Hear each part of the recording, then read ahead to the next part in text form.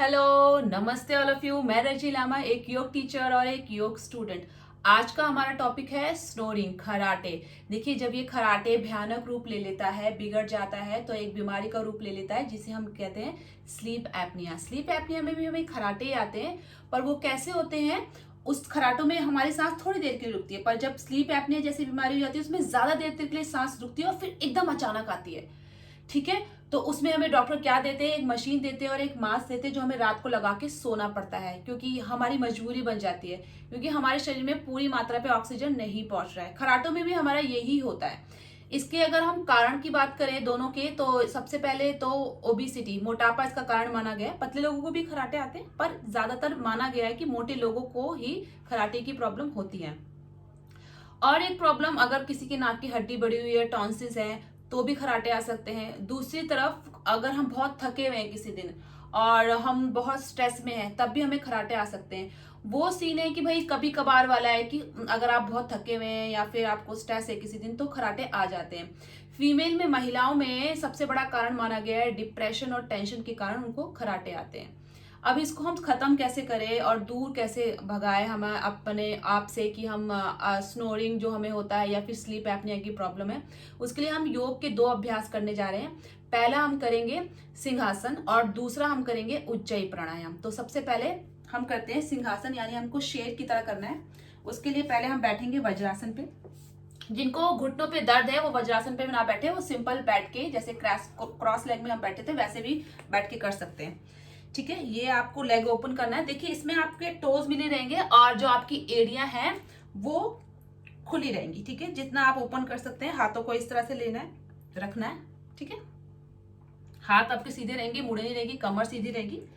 आप सांस लेंगे, जब सांस छोड़ेंगे तो आपकी जीभ बाहर आएगी और आपका गेजिंग, आपको देखना कहाँ है? यहाँ पे। ये कई बार कई लोगों को थोड़ा फनी भी लगता है, पर ये बहुत इफेक्टिव है। ठीक है, तो अब हम इसका अभ्यास करेंगे।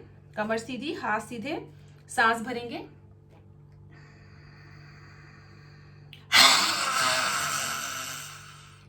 फिर से सांस भरेंगे,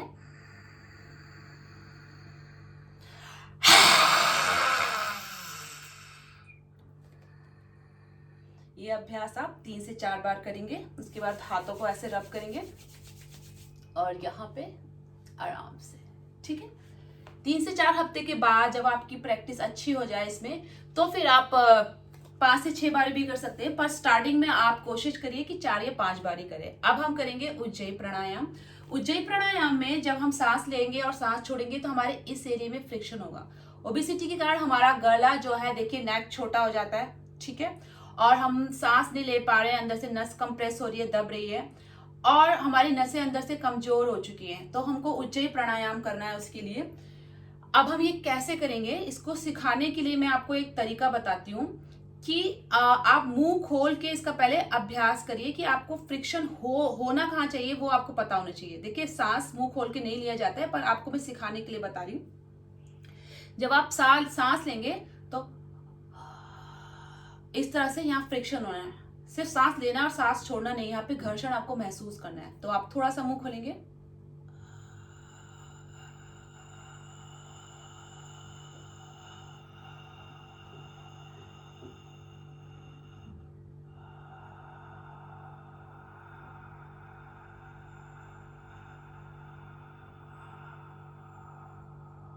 और स्टमक, जब आप सांस ले रहे हैं तो आपका स्टमक, पेट बाहर आ रहा है, सांस छोड़ रहे हैं तो आपका स्टमक अंदर जा रहा है जितना आप खींच सकते हैं, और यहाँ पे फ्रिक्शन होगा। ये सिर्फ मैंने आपको सिखाने के लिए बताया कि आप मुंह को खोल के करें, और जो इसका सही तरीका है वो आपका मुंह बंद करके ही करना है। तो अब आप उसका अभ्यास करेंगे। 3 से 4 बार आप इसको प्रैक्टिस करिए, फिर जो प्रॉपर सही तरीका है वो आप करेंगे। ठीक है, तो अब हम स्टार्ट करते हैं। मुंह को बंद करके सांस लेंगे, यहाँ पे फ्रिक्शन होगा हमें और पेट हमारा बाहर आएगा।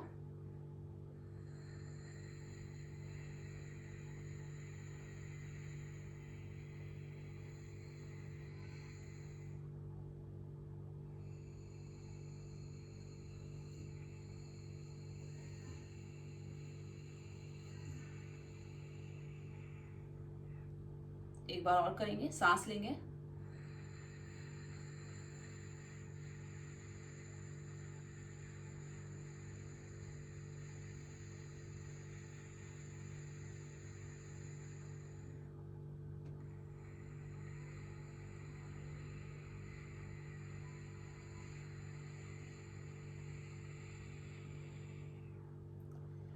तो आपको महसूस होगा इस तरफ से फ्रिक्शन। इसको करने के बाद आपको रिलैक्स फील होगा, आपका स्ट्रेस कम होगा। उज्जयी प्राणायाम स्ट्रेस को भी कम करता है, क्योंकि एक स्ट्रेस भी कारण है हमारा खराटों का।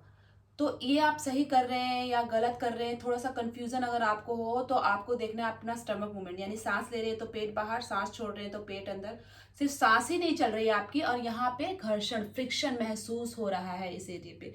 और इसका अभ्यास आप 10 से 20 टाइम्स कर सकते हैं। धीरे धीरे इसका टाइम बढ़ा के 30 सेकेंड और 1 मिनट भी कर सकते हैं। धीरे धीरे ग्रेजुअली इसका आपको प्रैक्टिस का टाइम बढ़ाना है। ठीक है, कई बार आपको हो सकता है बोरिंग लगे और ना करने का मन करे, पर इसके साथ आप जुड़े रहिए। सुबह शाम आपको टाइम मिलता है तो आप कर सकते हैं, नहीं तो मॉर्निंग में करिए या फिर इवनिंग में, जितना जब आपको टाइम मिले। ये सब अभ्यास करने के बाद एक चीज और आपको करनी है। आपको शुद्ध देसी गाय का घी, यानी जो मार्केट का नहीं, देसी गाय का घी, किसी आपके नोन में कोई है जिसके पास देसी गाय है, उसका घी ले सकते हैं आप। और या फिर हमदर्द का एक बादाम रोगन तेल आता है, वो आप यूज कर सकते हैं। तो इसमें आपको करना क्या है, 1-2 दिन छोड़ के आप इसको प्रैक्टिस करिएगा, इसका अभ्यास करिएगा। इसमें आपको करना क्या है, लेटना है आपको, और एक एक बूंद अपने दोनों नॉस्ट्रल में डालने हैं। उससे पहले आप क्या करेंगे, थोड़ा सा ऑयल लेंगे, 2-4 बूंद हाथ पे, और यहाँ पे आपका टॉप ऑफ द हेड, जिसे हम तालू भी कहते हैं, वहां पे आप रखेंगे और थोड़ा सा रब करेंगे। उसके बाद लेट जाएंगे और एक एक बूंद अपने नॉस्ट्रल पे डालेंगे। सांस बहुत जोर से नहीं खींचनी है, नॉर्मल ब्रीदिंग, अपने आप ही वो अंदर की तरफ जाएगा। और फिर थोड़ा सा आपको 4-5 मिनट लेटे रहना है उस अवस्था में, और फिर आप उठ जाएंगे। उसके बाद कोई प्रॉब्लम नहीं है। अब ये आपको कब करना है, ये आप सुबह से लेके दिन तक, दिन से पहले पहले अगर आप कर ले ये अभ्यास, तो बहुत अच्छे इसके रिजल्ट मिलते हैं आयुर्वेदा के हिसाब से। फिर भी अगर आपके पास समय नहीं है, कभी कभी आपको हो सकता है रात को याद आए, तो आप कर सकते हैं। पर इसका सही समय यही है कि आप सुबह दिन में, दिन खत्म होने से पहले पहले उस बीच में आप इसको कर ले, तो आपको अच्छे रिजल्ट इसके मिलते हैं। ये सारे आप जब अभ्यास करते हैं, 2 प्राणायाम और ये जो मैंने आपको बताया है, नॉस्ट्रल में ऑयल जो डालते हैं, तो आपको खुद से फील होगा कि आपको खराटे आपके धीरे धीरे कम होने लगे। तो अब आप इस अभ्यास को करिए और औरों को भी बताइए, ताकि सबको खराटों से मुक्ति मिल सके। थैंक यू जी, लव यू ऑल। फिर मिलते हैं एक नई वीडियो के साथ। नमस्ते।